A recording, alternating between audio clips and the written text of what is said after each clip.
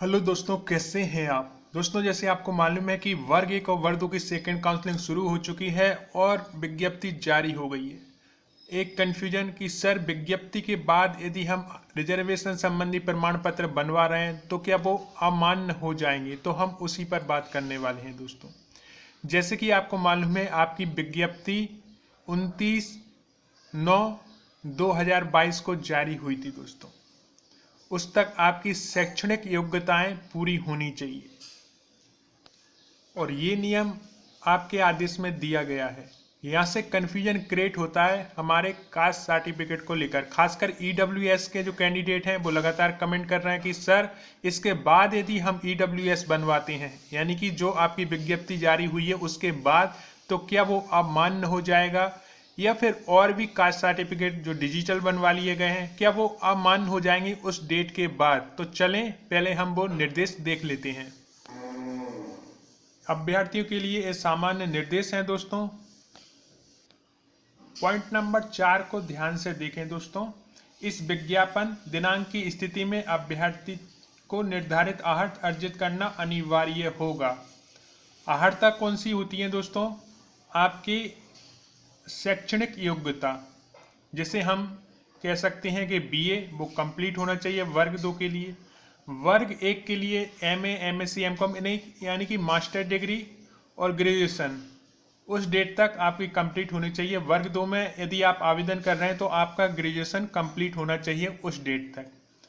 बात करें आपकी बीएड, डीएड या डीएलएड, निर्धारित डेट तक वो आपकी योग्यता पूरी होनी चाहिए। यहाँ पे आहर्ताएं लिखी हैं जो कि आपको अर्जित करनी होती है। अब रही कास्ट सर्टिफिकेट की बात, डिजिटल सर्टिफिकेट की बात या फिर ईडब्ल्यूएस की बात, उसमें ये नियम लागू नहीं होता है। ये नियम कहाँ लागू होता है? आपकी जो शैक्षणिक योग्यता है उस पर। यहाँ पर पूरी लाइन आप बिल्कुल आराम से पढ़ें। इस विज्ञापन दिनांक की स्थिति में अभ्यर्थी की निर्धारित आहर्ताएं अर्जित करना अनिवार्य होता है। ये अर्जित की जाती हैं। और जो रिजर्वेशन होता है दोस्तों वो अर्जित नहीं किया जाता है ना, वो आपको गवर्नमेंट की तरफ से दिया जाता है दोस्तों, है ना।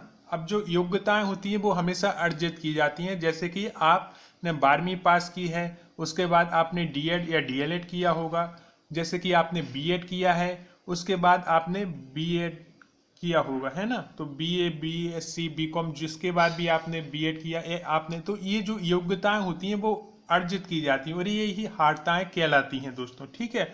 तो जो विज्ञापन जारी हुआ है वहां तक आपकी शैक्षणिक योग्यताएं पूरी होनी चाहिए। अब उसके बाद आपने ईडब्ल्यूएस बनवाया है, कोई भी कास्ट सर्टिफिकेट डिजिटल बनवाया है, ऑफलाइन वाला है, वो सभी मान्य है। इस पर मैं एक वीडियो ले आया हूं दोस्तों कि ऑफलाइन वाला ऑनलाइन वाले मान्य है कि नहीं है। तो वो वीडियो का लिंक मैं इस वीडियो के डिस्क्रिप्शन में दे दूंगा, तो उसमें आपको वो क्लियर हो जाएगा, ठीक है। तो कहीं से कहीं तक कोई प्रॉब्लम नहीं है। तो दोस्तों, जो बहुत ज़रूरी निर्देश होते हैं वो तो मैं ले ही आता हूं, लेकिन जो आप कमेंट करते हैं और बार बार रिपीट होती हैं तो फिर मैं उस पर ऐसे वीडियो इसलिए लाता हूं कि आपके मन में कोई कन्फ्यूजन ना रहे। पूरी कॉन्फिडेंस के साथ जाएं, अपने डॉक्यूमेंट्स अपलोड कराएं दोस्तों।